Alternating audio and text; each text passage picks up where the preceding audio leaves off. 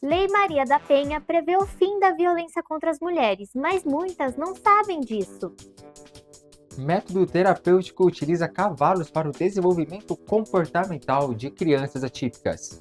Projeto no Rio Grande do Sul incentiva mulheres, através da tecnologia, a se desenvolverem economicamente. Veja também, São Paulo registra aumento no número de espectadores em teatros musicais. E locomotivas se tornam rota gastronômica e cultural no sul do país. E no quadro Jornalismo Também é Arte, hoje nós abordamos a escala 6x1 e te apresentamos os desafios de quem vive nesta jornada de trabalho. O Teju está no ar.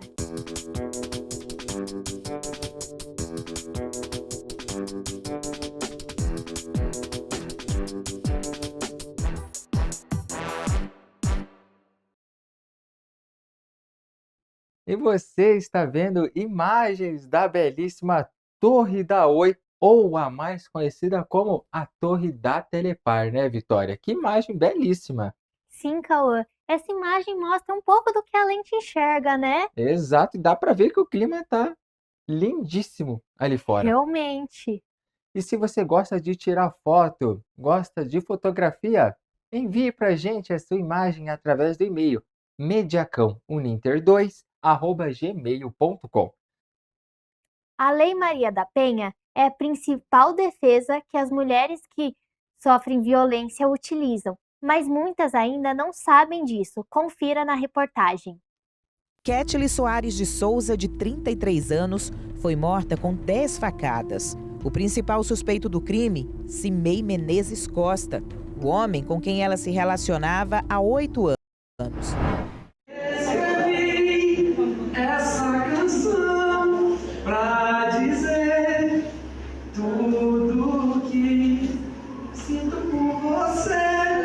Uma semana depois de ser pedida em casamento na igreja, Ketly foi assassinada pelo noivo. A mulher foi encontrada morta no chão da sala de casa onde o casal morava, em Rio Branco, capital do Acre, estado que ocupa, proporcional ao número de habitantes, a segunda posição no ranking de feminicídios do Brasil. A filha de Ketly contou que Cimei era possessivo e tentava controlar os passos da mãe.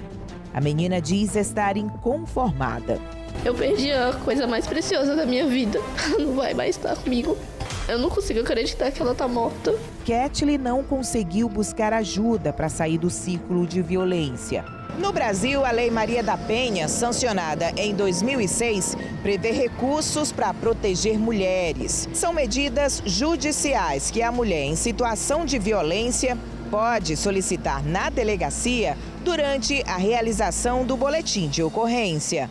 Elas têm o direito de buscar as medidas protetivas na delegacia de polícia civil, via de regra, mas também há outros canais, principalmente para denúncias, né, como o Disque 180, o 190, que é o canal da Polícia Militar. Segundo dados do Conselho Nacional de Justiça, em 2023, foram concedidas mais de 200 mil medidas protetivas no Brasil. As medidas protetivas são ferramentas importantíssimas para salvar a vida das mulheres que sofrem violência.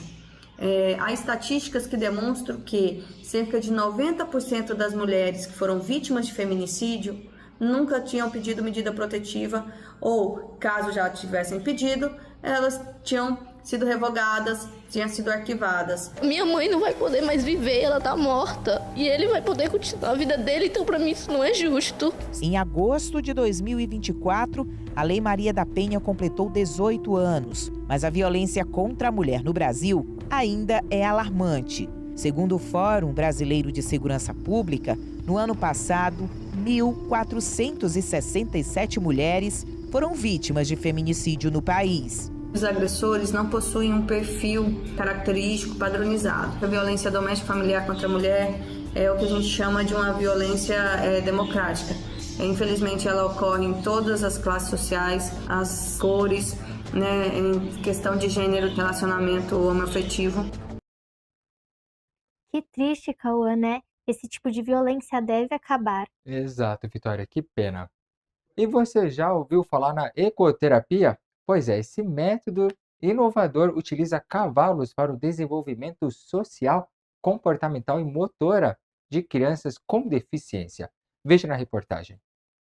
A ecoterapia é um método terapêutico que se utiliza de cavalos para ajudar na promoção da saúde física, social e emocional, bem como para melhorar as funções cognitivas de pessoas com deficiência. A ecoterapia tem como objetivo estimular a mente e o corpo através do andar do cavalo. E essa iniciativa acontece em Vera Cruz, município do Rio Grande do Sul, auxiliando crianças no seu desenvolvimento, conforme explica a coordenadora do projeto, Cláudia Ferraz. A ecoterapia do CTG Candeeiro da Amizade hoje é um departamento. Estamos aqui já há 20 anos de trabalho, totalmente voluntário. Isso para nós é uma grandeza muito para qualquer um que está aqui, né? Os benefícios dela, tanto para o praticante como para nós, é sempre bom. O praticante, o que a gente trabalha com a ecoterapia? São a parte motora, a parte cognitiva. É aqui, no CTG Candeeiro da Amizade, em Vera Cruz, que as aulas são realizadas com as crianças. As atividades ocorrem todas as segundas e sextas-feiras, com horário marcado, onde os pequenos podem aproveitar de aproximadamente 30 minutos de interação com o cavalo em um processo terapêutico, auxiliando no desenvolvimento do corpo e da mente. Gabriele traz seu filho Murilo para as aulas. A gente está trazendo o Murilo aqui já pela segunda vez, com a orientação de alguns profissionais e médico, enfim. Em virtude que vai fazer bem para ele, na verdade já está fazendo bem para ele, por mais que seja a segunda vez, a gente já viu algumas diferenças para a parte de equilíbrio, concentração e fora outros estímulos que o cavalo vem a proporcionar para ele, então isso é muito importante. Segundo dados da Biblioteca Virtual em Saúde do Ministério da Saúde, entre os benefícios da ecoterapia estão a mobilização pélvica da coluna lombar e articulações do quadril e também a melhora do equilíbrio e da postura. Além disso, a interação com o cavalo, incluindo os primeiros contatos, os cuidados preliminares, o ato de montar e o manuseio final, desenvolvem ainda novas formas de socialização, autoconfiança e autoestima. Que notícia boa, né, Vitória? Que bom que a medicina e a tecnologia estão andando juntos, nos apresentando novos métodos de tratamento, né? Realmente, Cauã. E uma iniciativa no interior do Rio Grande do Sul está incentivando mulheres, através da tecnologia, a se desenvolverem economicamente. Veja na reportagem. Em Passo Fundo, cidade do Rio Grande do Sul, as mulheres representam cerca de 52% da população, segundo o IPEA. No entanto, o empoderamento feminino, por meio das tecnologias de informação e comunicação, ainda enfrentam grandes desafios. No Brasil, onde a desigualdade de gênero persiste, as mulheres ganham em média apenas 77% do salário dos homens para o mesmo cargo. A cultura das mulheres não foi direcionada para as tecnologias. Então, as mulheres ainda, elas estão, acredito eu, com medo. Esse medo, essa ansiedade que elas criam uma barreira, né? Eu não sou capaz, eu não posso. Então, isso acontece porque essa falta de confiança das mulheres e em passar essa barreira, é isso que impede elas. Isso reforça a necessidade de medidas urgentes para promover a igualdade de gênero. Em Passo Fundo, o crescimento do setor de tecnologia na cidade está criando um ambiente favorável para iniciativas de inclusão digital e empoderamento feminino. Nos últimos anos tem tido alguns programas, lá no ensino fundamental, final de ensino fundamental, para tentar trazer essas mulheres e ingressar elas no ensino médio. Já a mulher, ela tem muito essa ideia de que a computação é ser gamer, e a gente tem muito essa coisa de, o menino tá ali com um videogame desse pequeno, então é coisa pra ele, não é coisa pra mim. Antes também existia muita ideia de que a computação era montagem, manutenção. Em Passo Fundo, cidade do Rio Grande do Sul, as mulheres representam cerca de 52% da população, segundo o IPEA. No entanto, o empoderamento feminino, por meio das tecnologias de informação e comunicação, ainda enfrentam grandes desafios. No Brasil, onde a desigualdade de gênero persiste, as mulheres ganham em média apenas 77% do salário dos homens para o mesmo cargo. A cultura das mulheres não foi direcionada para para as tecnologias. Né? Então, as mulheres ainda, elas estão, acredito eu, com medo. Esse medo, essa ansiedade que elas criam uma barreira, né? Eu não sou capaz, eu não posso. Então, isso acontece porque essa falta de confiança das mulheres e em passar essa barreira é isso que impede elas. Isso reforça a necessidade de medidas urgentes para promover a igualdade de gênero. Em Passo Fundo, o crescimento do setor de tecnologia na cidade está criando um ambiente favorável para iniciativas de inclusão digital e empoderamento feminino. Nos últimos anos tem tido alguns programas, lá no ensino fundamental, final de ensino fundamental, para tentar trazer essas mulheres e ingressar elas no ensino médio. Já a mulher, ela tem muito essa ideia de que a computação é ser gamer, e a gente tem muito essa coisa de, o menino tá ali com um videogame desse pequeno, então é coisa pra ele, não é coisa pra mim. Antes também existia muita ideia de que a computação era montagem e manutenção, que não é isso também, eu não trabalho com isso. Então a gente vem mostrando para elas várias vertentes, lá no ensino fundamental, mostrando robótica, como que dá para brincar ali, o que dá para fazer de programação, dá para trabalhar marketing digital, o que dá para fazer. Então tentando animar e mostrar as vertentes do que elas podem trabalhar. A transformação digital vai além da inovação. E é uma necessidade fundamental para construir uma sociedade mais justa. Ao investir em educação digital e fomentar o empreendedorismo, a cidade cria bases para um futuro mais igualitário. É possível transformar realidades. Meninas, adolescentes e mulheres têm mais chances de desenvolver suas habilidades e conquistar o seu espaço no TI. E o teatro musical ganhou o gosto dos brasileiros. São Paulo registrou um aumento no número de pessoas que assistem esse gênero teatral, gerando não apenas renda para as companhias, mas conhecimento também para quem ainda não conhece. Veja agora. Um show de efeitos especiais, luzes, figurino, atuação e, claro, muita música. O teatro musical entra cada vez mais no gosto do público brasileiro, que busca entretenimento completo e de qualidade. Jorge de Godoy, maestro e diretor musical responsável por alguns dos mais recentes sucessos na capital paulistana, como Priscila, a Rainha do Deserto, e Elvis, a Musical Revolution, destaca a complexidade das produções.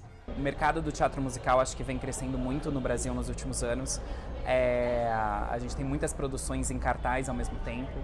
E eu acho que, musicalmente falando, acho que a principal preocupação que eu tenho e a gente tem é trazer essa música na língua portuguesa. Trazer e chegar e tocar no público e fazer essa versão e chegar de uma maneira que a gente respeite o compositor, respeite a letra original e, ao mesmo tempo, seja inteligível para o nosso público, que toque da mesma maneira que a linguagem original toca. Em 2018, estima-se que o valor movimentado chegou a R$1 bilhão, mas o ganho não fica restrito apenas à bolha teatral. Uma pesquisa feita pela FGV aponta que cada real investido traz um retorno de R$ 8,25 na economia local. Há também impactos em outros setores, como alimentação, hospedagem e transporte. Matheus Rodrigues é figura garantida a cada nova peça em cartaz. Para ele, a arte tem um papel fundamental para além de entreter. É uma forma em que a gente consegue ali, por um instante, ter empatia, se colocar ali no lugar e esquecer também dos nossos problemas, É um contato com outra realidade, com outra, às vezes, cultura, com outro universo. E se a vida imita mesmo a arte, que nunca nos falte diversão, emoção e um final feliz. E olha só, Vitória, você já conhecia esse gênero teatral? Eu não. Eu Mas você também não, hein? conseguiria fazer tudo isso? Atuar, Cantar? cantar? Não, olha, eu sou uma negação para isso, Vitória. E você? Nem eu. E agora é hora do Giro pelo Brasil.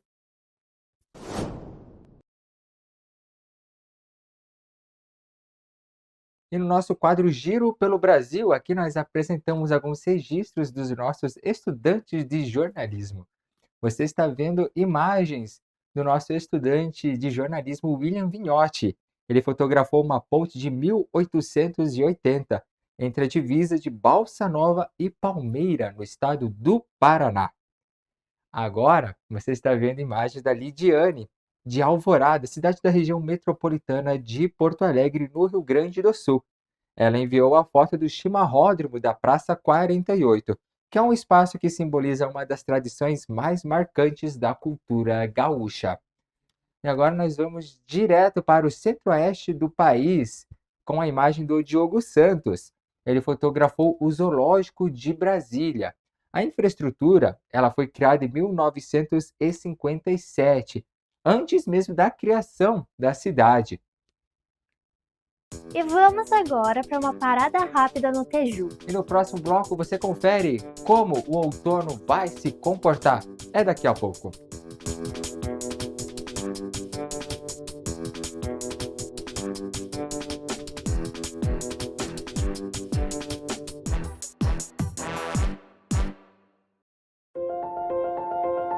A Uninter nasceu em 1996, do sonho do professor Wilson Pickler em oferecer educação de qualidade e acessível para todos.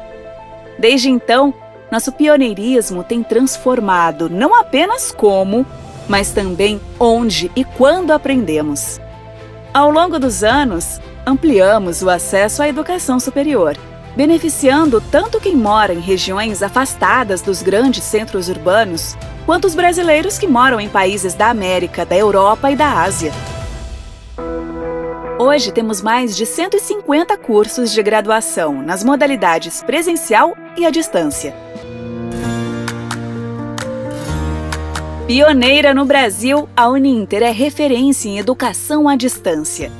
Nos cursos EAD, os estudantes utilizam o Univirtus, uma plataforma intuitiva que oferece acesso a conteúdo teórico, atividades práticas, simuladores, fóruns e chats online para interação direta com professores, tutores, mentores e colegas. Tanto as aulas ao vivo quanto as gravadas são produzidas e veiculadas pela nossa central de estúdios, que tem mais de 25 unidades de operação altamente equipadas, produzindo mais de 10.000 horas de gravação no último ano. Além disso, para a leitura de livros digitais, os estudantes contam com bibliotecas virtuais e com a plataforma Liberi, criada pela editora Intersaberes, integrante do Grupo Uninter. Para complementar o aprendizado teórico, são realizadas atividades práticas presenciais em mais de 750 polos espalhados pelo país. Dentro da modalidade à distância, existem 3 metodologias: EAD, ao vivo e semipresencial. A EAD tradicional permite flexibilidade total, com aulas gravadas que os estudantes podem acessar quando e onde quiserem, complementadas por atividades práticas presenciais, realizadas nos laboratórios dos polos e orientadas por professores qualificados, além de estágios e práticas curriculares. A metodologia ao vivo possibilita ao aluno toda a experiência da sala de aula de onde ele estiver. Com aulas síncronas semanais no Univirtus, é possível tirar dúvidas em tempo real e interagir com professores e colegas de turma, além de ter acesso aos laboratórios para as atividades práticas presenciais. Já a metodologia semipresencial, também conhecida como ensino híbrido, combina aulas teóricas online no Univirtus com aulas práticas presenciais. Especialmente nos cursos da área da saúde, os alunos contam com uma carga horária maior de aulas práticas presenciais, realizadas em laboratórios de última geração, localizados em dezenas de superpolos pelo país. Essas práticas são ministradas por professores e técnicos qualificados, todos com vasta experiência na área da saúde, garantindo uma preparação completa para o mercado de trabalho. Além disso, oferecemos mais de 400 cursos de extensão, cursos técnicos e profissionalizantes, pós-graduação, mestrado e doutorado, acompanhando os alunos em toda a sua trajetória acadêmica. Por meio da Central de Carreiras, conectamos os estudantes com oportunidades de mercado, enquanto o Portal do Egresso auxilia nossos ex-alunos com apoio e networking. Para dar suporte às operações acadêmicas, possuímos estruturas físicas amplas e equipadas em Curitiba, onde estão as nossas sedes administrativas, as demais empresas do grupo e o nosso centro de logística, que distribui materiais didáticos para alunos de todo o Brasil. Ao todo, somos mais de 1.600 colaboradores dedicados, apoiando cada passo da jornada educacional de nossos alunos. Para além das fronteiras acadêmicas, visando impactar positivamente a comunidade, desenvolvemos iniciativas de responsabilidade social, incluindo cursos gratuitos para profissionais da saúde, que beneficiaram mais de 350 mil pessoas, principalmente durante o período mais crítico da pandemia de Covid-19. Nos últimos 3 anos, nossas ações sociais estenderam-se a mais de 90 organizações, reforçando nosso compromisso com o bem-estar comunitário. Nossa dedicação à qualidade educacional e à responsabilidade social foi comprovada por diversos prêmios importantes, como o Valor 1000 do jornal Valor Econômico, em que somos reconhecidos como uma das empresas de maior destaque no país. O Top Educação, da revista Educação, como marca de EAD mais lembrada. O Prêmio Reclame Aqui de Melhor Atendimento do Brasil e o Prêmio Empresas Mais, do jornal O Estado de São Paulo, que nos destaca no segmento educacional brasileiro. Esses esforços consolidam a Uninter como uma referência em qualidade de ensino. Ao longo da nossa história, totalizamos mais de 1 milhão de vidas transformadas pela educação. Tal legado, mais do que uma medida do nosso sucesso, é uma inspiração para continuarmos avançando na missão e no compromisso de contribuir para o desenvolvimento da sociedade, capacitando gerações e ultrapassando fronteiras. Uninter, ao seu lado para transformar a sua história.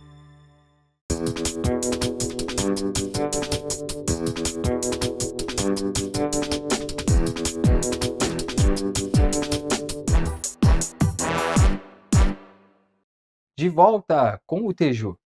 E como nós estamos no outono, vamos ver como será a previsão para essa estação.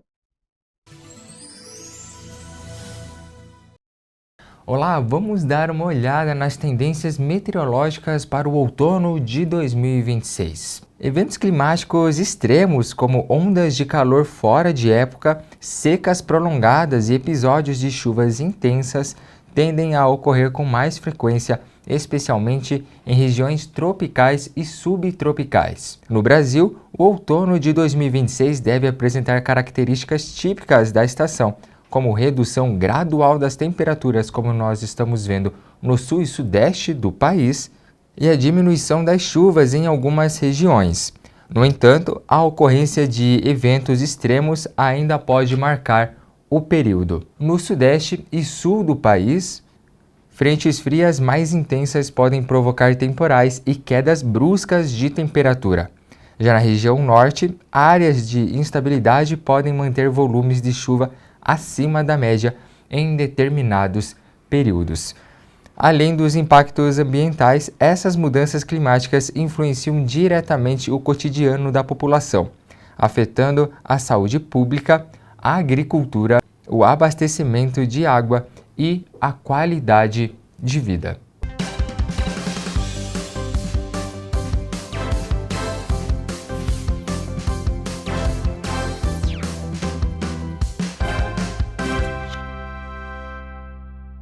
Então, você pode contar para a gente um pouquinho sobre as características que nós estamos vendo no outono? Sim, então o outono é uma estação que nós tivemos algumas mudanças nas condições meteorológicas no Paraná. O regime de chuva ele muda, elas ficam mais concentradas na região de divisa com o estado de Santa Catarina. As chuvas mais volumosas ocorrem nessa região, principalmente por causa do aumento das frentes frias. Essas frentes elas trazem chuva mais persistente, chuva mais volumosa nessa região, enquanto nas demais regiões os acumulados de chuva reduzem gradualmente ao longo do período. E as temperaturas também ficam mais baixas nessa região de divisa com Santa Catarina, região ali do sudoeste, do oeste e também no centro-sul do Paraná. Enquanto nas demais regiões, começamos a observar algumas mudanças no padrão das temperaturas, já com a entrada das frentes frias. As massas de ar polar começam a avançar, trazendo inclusive as geadas durante a estação. Para essa estação, outono de 2026, a expectativa é de que as chuvas sejam mais volumosas justamente nessa região onde a climatologia mostra chuvas mais persistentes, com maiores acumulados, na metade sul do Paraná, desde o oeste até o centro-sul, pegando um pouco da faixa aqui do sudeste do Paraná também. Enquanto que nas demais regiões a chuva deve ficar dentro da média climatológica de um modo geral. Quanto às temperaturas, a expectativa é que elas fiquem ligeiramente acima da média, ou seja, um padrão com temperaturas mais baixas, né, nessa estação, devem ficar um pouco acima da média as temperaturas no estado do Paraná como um todo. Mas, especialmente na metade norte, região de divisa com o estado de São Paulo e Mato Grosso do Sul, as temperaturas ficam acima da média esperada para o outono. Quais são as características no Brasil inteiro nessa época do ano?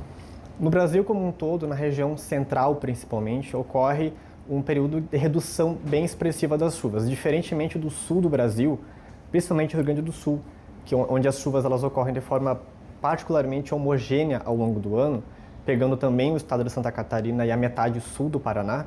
Nas demais regiões do país, a região central especificamente, nós temos uma gangorra com relação aos acumulados de chuva durante o ano. No período de verão, que a gente chama de estação úmida e chuvosa, é o período que chove mais, os acumulados de chuva são expressivos até mesmo em alguns momentos. Região central, região sudeste também do país, é o período que mais chove, é durante o verão e primavera. Enquanto que nesse momento de outono, se estendendo também ao inverno, a gente chama de estação seca, onde as chuvas elas ocorrem de forma muito irregular e até mesmo às vezes não ocorrem. Principalmente a região central de Goiás, Tocantins, ali estendendo até mesmo São Paulo, as chuvas elas ficam menos frequentes e as temperaturas elas ficam em geral elevadas, justamente por conta do ar mais seco e da ausência das chuvas.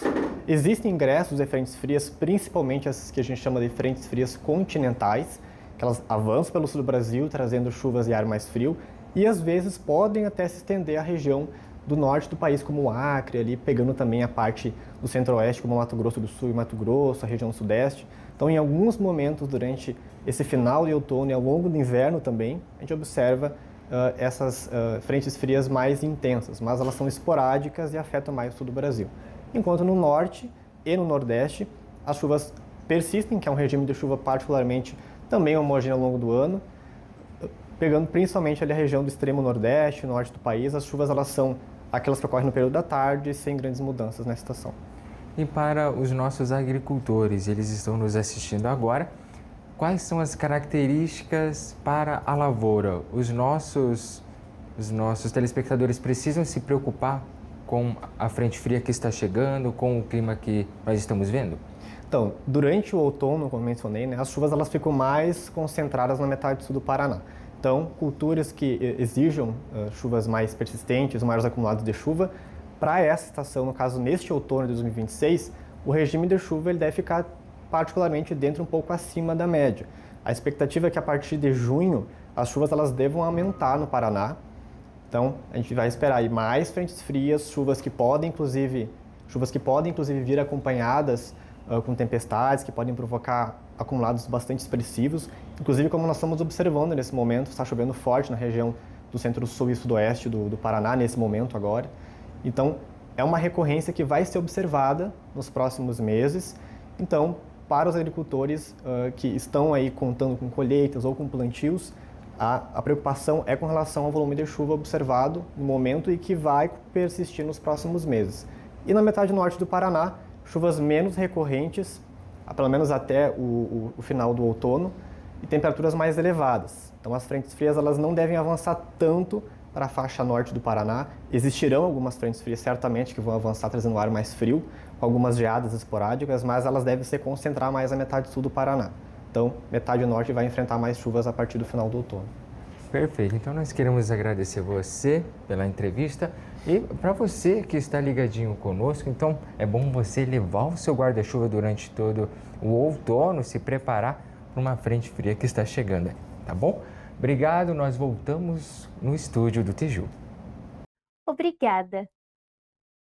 E uma iniciativa no Rio Grande do Sul está transformando os trens longos e pesados em uma rota cultural com música e muita comida boa. Veja agora na reportagem. O crescimento econômico de Santana do Livramento, na fronteira oeste do Rio Grande do Sul, volta a passar pela malha ferroviária. Desta vez, não são os trens de carga que utilizarão as ferrovias, e sim um veículo leve sob trilhos, o VLT turístico, pensado e planejado, chamado Trem do Pampa. 20 anos depois de muitas mãos terem passado pelo projeto, o Trem do Pampa inicia em Santana do Livramento. Inicialmente projetado para ser um trem de carga com mais de 130 quilômetros de trajeto de São Borja a Santana do Livramento e vice-versa, agora ele é um trem turístico que percorre pouco mais de 20 quilômetros, ligando a região central de Santana do Livramento a uma vinícola na região rural. A prefeita de Santana do Livramento, Ana Tarouco, destacou a importância do Trem do Pampa como mais um objeto turístico na cidade. Considerando que nós já somos um destino de turismo de compras, a vinda desse Trem do Pampa vai fomentar ainda mais o desenvolvimento de um outro modal de turismo, o turismo rural, o turismo de eventos, enfim, eu acho que estamos todos de parabéns, vai gerar economia, vai aquecer a economia, vai desenvolver o turismo, vai gerar emprego, vai gerar renda, toda a cadeia produtiva sai aquecida, não só do Livramento, mas até toda a fronteira oeste. Além de desfrutar das belezas naturais da campanha gaúcha, a bordo do Trem do Pampa existem apresentações musicais e degustação de vinhos fabricados da região. A expectativa da empresa que opera o passeio é alta. O turista ele vai estar viajando a bordo do mais novo e moderno trem do Brasil. Ele vai ter degustações de vinhos, suco de uva, vai poder apreciar a beleza da região, além de poder fazer o passeio e uma visitação na Vinícola Almaden, onde tem o primeiro free shop brasileiro. Conforme diz meu documento, sigo sem afrouxar nenhum peito, de campanha crioulo e fronteiro. O autor dessa ideia, Sérgio Moreira, ele espera que a viagem seja até mais longa em breve, até mesmo chegando à capital gaúcha, Porto Alegre. Eu acho uma emoção muito grande, é maravilhoso, porque nós passamos diversas etapas nesse projeto. Esse VLT acoplando mais um vagão restaurante com banheiro, dá para chegar até Porto Alegre, dá para chegar até Uruguaiana, dá para fazer trem regional. O Trem do Pampa reforça o turismo local, que busca atrair não só visitantes do Brasil, mas também de países vizinhos, como o Uruguai e a Argentina. E a agenda de passeios para os próximos 3 meses já estão lotadas. Livramento me espera, num finzito de tarde, um olhar de saudade a mirar da janela. Hora do Jornalismo Também é Arte, que apresenta vídeos documentários dos nossos colegas do curso de jornalismo da Uninter.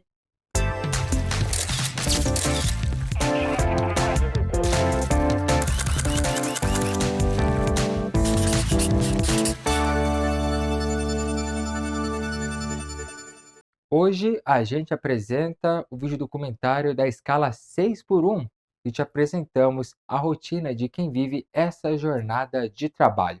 Veja só.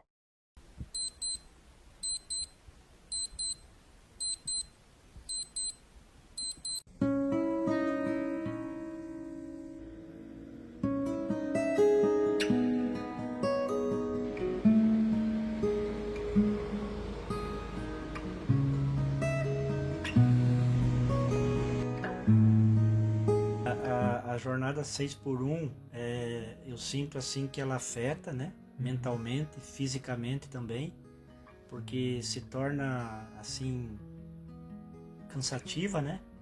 E vai acarretando assim um estresse na gente, uma sensação assim de cansaço, sabe? Acredito que não só eu, mas também acredito que muitas pessoas também sentem tem esse mesmo sentimento, essas mesma reação, assim, esses mesmo o que eu sinto, eu acho que tem pessoas também que sentem também. Já afetou, sim, o convívio com a família, né? Porque eu acho assim que, como é 6x1, são muito pouco tempo que a gente tem de lazer, que a gente tem para a família, né? E isso, sem dúvida nenhuma, assim, se fosse uma escala mais reduzida, com certeza seria melhor para a gente ter mais tempo, né? Ter mais assim, momentos, mais tempo para passar com a família, para passear, para mesmo visitar os parentes, e principalmente assim o lazer, né? Os momentos com a família. Então seria bem interessante, né? Se fosse menos a escala de não 6:1, com certeza seria bem melhor bem melhor. Eu gostaria assim de né, mudar de área, mudar de escala, né? De repente trabalhar assim num serviço que fosse escala reduzida, né? Porque afeta bastante a gente também, né? O cansaço, e a gente vai assim se estressando, vai ficando, né? Você acaba ficando mais tempo fora no trabalho do que com a família, né? Com as pessoas que a gente gostaria de estar mais assim, mais juntos, mais unidos, né? Ter mais tempo para isso. Então, com certeza, eu acho que eu penso nisso daí, sim. Penso em procurar uma coisa assim que seja mais viável, né?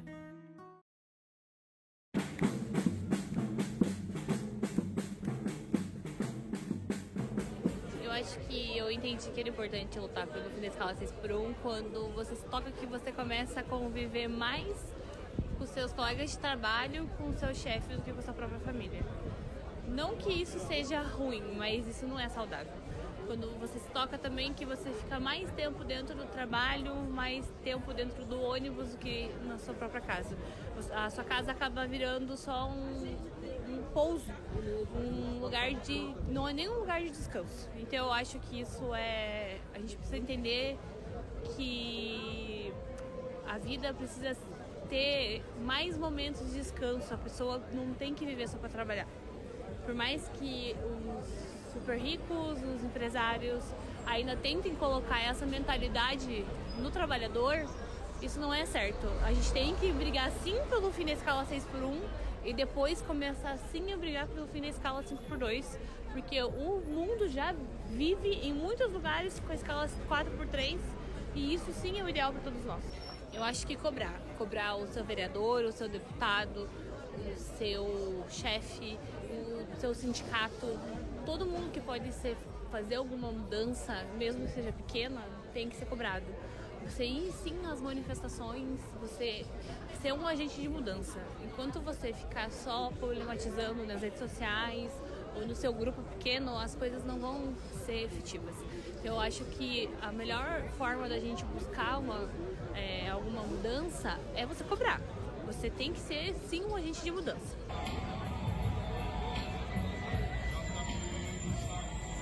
Eu acho que desde que a gente começa, desde que o mundo é mundo, a gente fica escutando argumentos contrários quando o povo vai ganhar algum benefício. Quando a escravidão foi abolida, os grandes fazendeiros iam ser prejudicados. Quando o 13º foi implementado, os grandes empresários iam ser prejudicados. Então, assim, eu penso que desde que o povo seja beneficiado, sempre vai ter alguém contra. E eu acho que os grandes empresários sempre vão estar ali alimentando a grande máquina contra isso. Então, assim, eu acho que não podemos deixar isso ser alimentado, as grandes fake news serem alimentadas e serem colocadas na cabeça da população e principalmente dos funcionários. Então, assim, eles têm que sempre entender que somos nós, os trabalhadores, que fazem isso, o Brasil ir para frente, o Brasil continuar trabalhando e o Brasil continuar funcionando. Sem nós, não existe empresário, sem o trabalhador não existe empreendedor, não existe micro empreendedor, nem o grande empreendedor, nem o médio, nem ninguém. Então eu acho que sim, a gente precisa sim continuar brigando pelos nossos direitos, sendo deles o fim da escala 6:1.